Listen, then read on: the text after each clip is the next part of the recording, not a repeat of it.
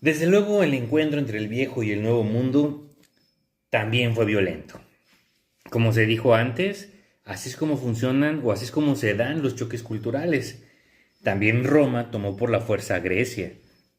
Y en el caso en concreto, bueno, Hernán Cortés llega a una situación donde le es favorable unificar a los pueblos, porque la mayoría de pueblos en esta cuenca de Mesoamérica están siendo sacrificados, están siendo asesinados, sometidos y esclavizados por el más sanguinario y cruel de los pueblos mesoamericanos, los aztecas, el imperio mexica. De tal suerte que, bueno, Cortés unifica a estos pueblos, los lleva a la batalla, él se encarga de liderar a sus tropas, que son unos 800 castellanos, y está al mando también de unos 80,000 guerreros indígenas, entre ellos texcocanos, tlaxcaltecas, cholultecas, cocotzingas, entre otros. Los lidera y bueno, la historia está ahí. El 13 de agosto de 1521 cae en manos de Cortés la ciudad de Tenochtitlán. Y bueno, la verdad sea dicha, la caída del imperio azteca coincide con la alianza entre los pueblos indígenas y los castellanos. Y esto invariablemente lleva a la fusión o a la absorción de los pueblos mesoamericanos por parte de la cultura castellana, que posteriormente será pues España. Es decir, sí, tras la caída del imperio azteca comienza el ocaso de los pueblos mesoamericanos. Comienza su viaje hacia el inframundo, por decirlo de alguna manera simbólica. Pero eso solo es una cara de la moneda, porque si bien estos pueblos transitan en esa dirección, cierto también lo es que a la par se está generando, se está gestando el nacimiento de un nuevo pueblo, que es esta unión entre ambos mundos. Nosotros, la hispanidad. Sí, la hispanidad e Hispanoamérica.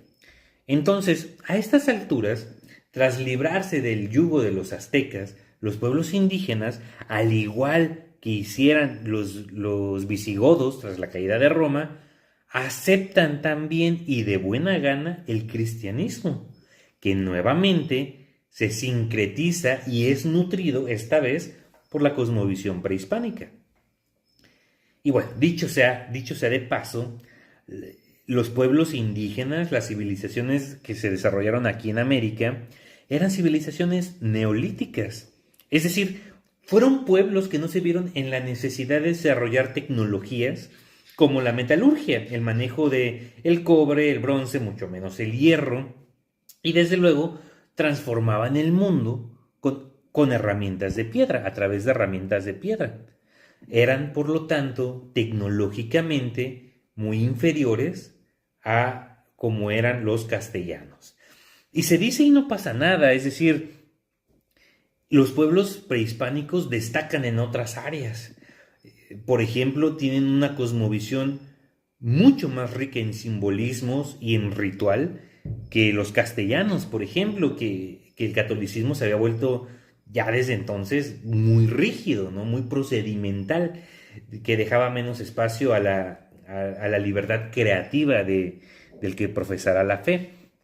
Bueno, en cualquier caso, este es el último de los sincretismos que define nuestra cultura, la unión de cosmovisiones. Entonces, es cierto, somos lo mejor, somos la fusión de lo mejor de ambos mundos. Y esto nos trae aparejada la responsabilidad y el deber de conocer precisamente esa cosmovisión de nuestras raíces, ¿no? Tanto la cosmovisión prehispánica de los pueblos indígenas como la propia cosmovisión hispánica que hemos heredado. Y, y bueno, eso dependerá desde luego de la región en la que nos encontremos. Por ejemplo, en México, la filosofía y el misticismo tolteca es realmente fascinante. Hombres como Nezahualcóyotl, por ejemplo, exponían un pensamiento místico de una complejidad tan rica en simbolismos culturales que habrían nutrido y habrían agradado a personajes de la talla de Platón y Marco Aurelio. Recordemos que la cultura es el conjunto de patrones de comportamiento procedimental, generalmente contenidos en el relato mitológico, sagrado. con sus símbolos y sus respectivos rituales.